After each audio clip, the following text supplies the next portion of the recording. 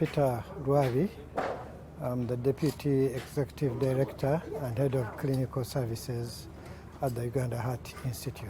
The Uganda Heart Institute project is basically the construction of a state-of-the-art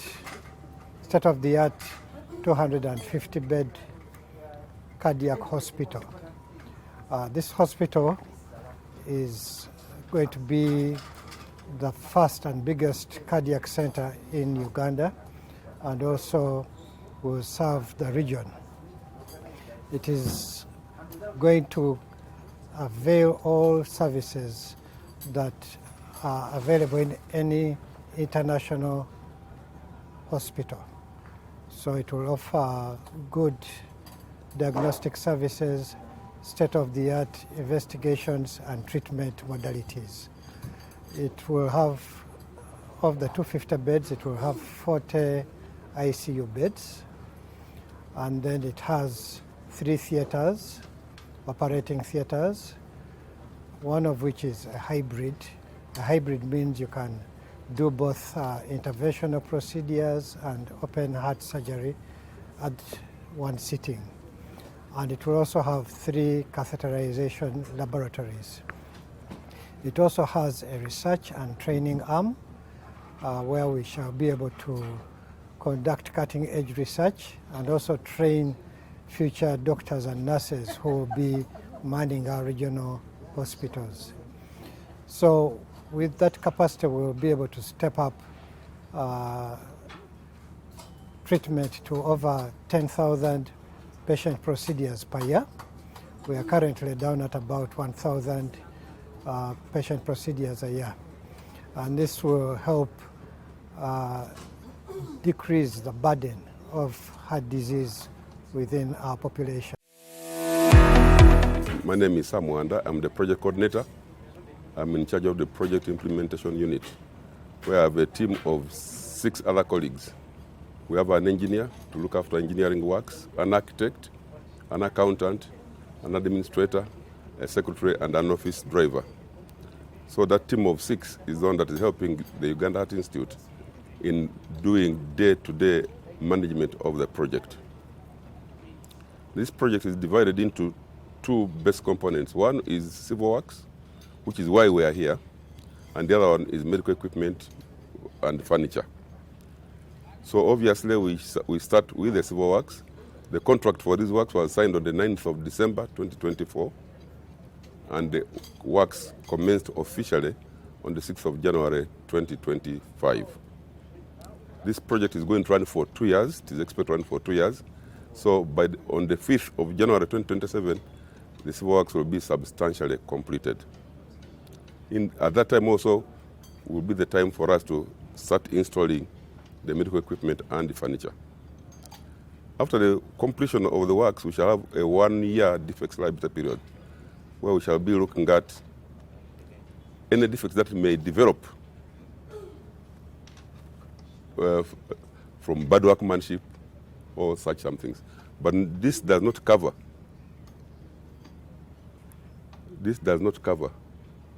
damage by the users of the hospital, because the contractor cannot be liable for malicious damage to government property. So we expect that by the 6th of January 2028, the hospital will be fully functional.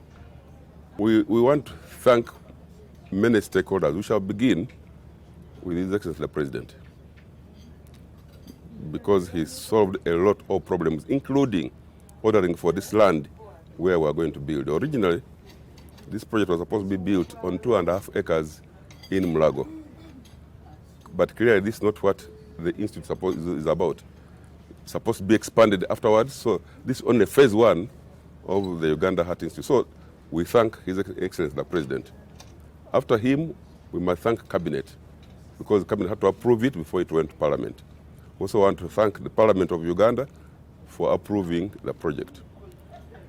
Finally, various MDAs, the Minister of Finance is the borrower. They are the ones who mobilize these resources and give them to other departments. So the Minister of Finance is thanked for mobilizing these resources.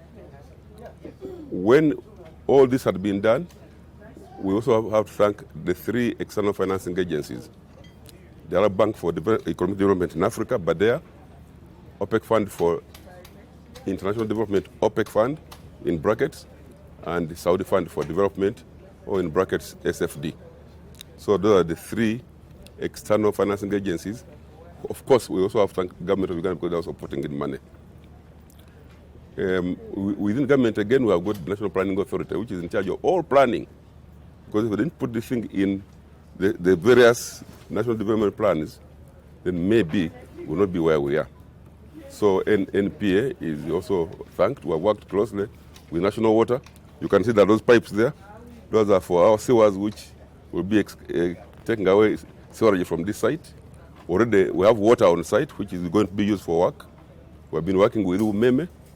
We have been working with KCCA for the authorizations. We have a building permit. And our neighbors here, KCCA and Nakawa Division, have also been very helpful. So the others I may not have remembered immediately, but we thank all these MDAs that have helped us. And I should not forget the Uganda Land Commission, because when the president ordered for this land to be given, they quickly gave us the land and gave us a title, way back in 2021. I am Dr. Omagino O.O. John, the State Director of the Uganda Heart Institute. I'm also the accounting officer. Now the day of the groundbreaking function that we are going to hold tomorrow is one of the other many steps that are taking place to get this dream of having a UHI home for the country. Now, you know, cardiac services and the need for cardiac services or cardiovascular services has been on for a long time. And the journey really started in the 1950, about 1958, when it was a small department, unit in the department of in the medicine department in Mulago Hospital. It had developed to a level of starting open heart surgery by 1968. But when politics went bad, everything got disorganized, and all that crew and the team which had done all of that disbanded. And most of them were foreigners. And it took a very long time for the country, 40 years, to resume open heart surgery. So come along the road, we resumed these services, and what looked impossible, in 2007 we resumed open heart surgery, and from then on the service has grown, and the limiting factor has now been space, because we had to grow within Mulago, but there is an extent to which you can, a maximum to which you can grow in another institution. And as of now, the biggest and the limiting factor has been space.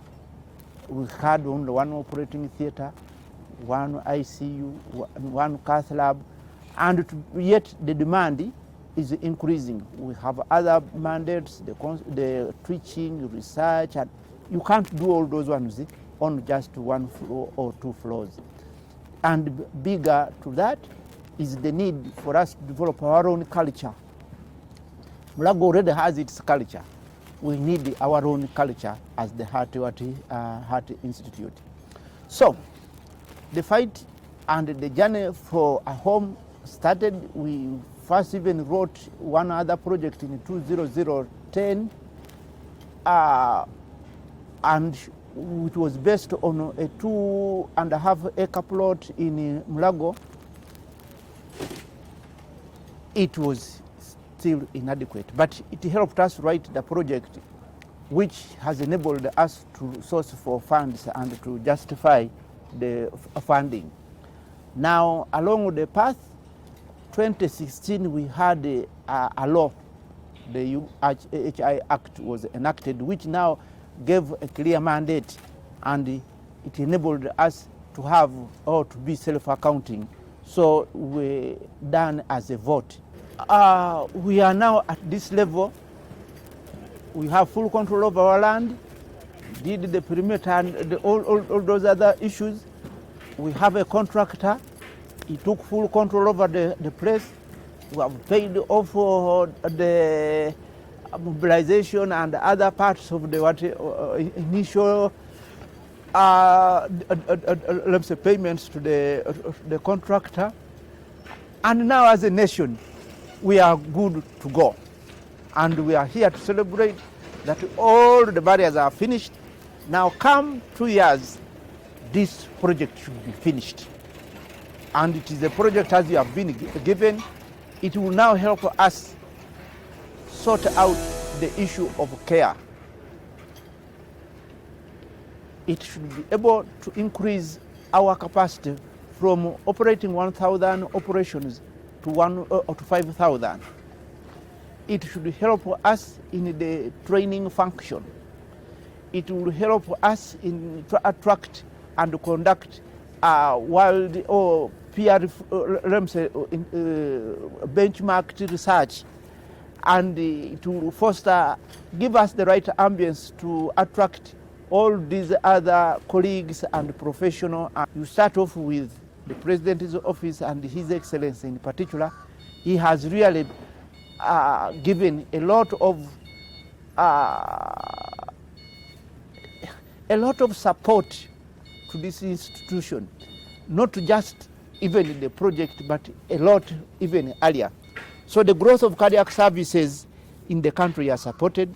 We have the Mother Ministry, Minister of Health, and at this particular moment we had the earlier ministers, but we have enjoyed a lot of support from the present minister and her team. That is Honorable Jenny Ruth Acheng. This is her darling project. Then we have our board plus the other ministries. We have enjoyed a lot of support from PPDA, from the Land Commission, from the Minister of Lands, from the Minister of Justice and Constitutional Affairs, from the Minister of Finance, which has sourced the money and guided us through all these places, from Bank of Uganda, which has given us all the guidance and the assurances, the PPDA. We have the security, which has helped us move this far. We have the media, and which has really supported and channeled the right information both to the public and to the international world, enabling them to believe in us. I have also other groups. The board, we have it here, but then there are previous boards. We have previous directors.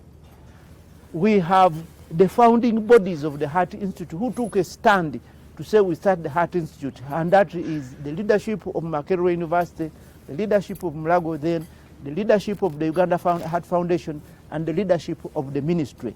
They all came together to start off the Heart Institute, and there was a lot of give and what, but each of them had something to. Now they are unsung heroes, the silent and like the unsung heroes, people in the background. There are those lobbyists, there are those influencers. We have families. So I end by thanking the team, the Uganda Heart Institute management team with its supervising a project committee of the board, who have guided this process through. I have the deputy, and that is Dr. Peter Rwabi, and supported by the senior administrator, that is Lydia Namuri, who have led a team which has been in all the trenches to pull off this. Then we have our service providers and the other teams. We needed power, they have brought power. We needed water, they have brought water. So all these groups, I really thank them very much. So as a nation, we are in a celebratory mood to celebrate the groundbreaking of this home for the Heart Institute. and we should celebrate this as a nation, as really a nation, and it is going to give us pride. The funders, the funds are all there. The group, the contractor is very, very, very capable. And finally, our service provider who is piecing up all this, we thank and commend all of you. Thank you very much.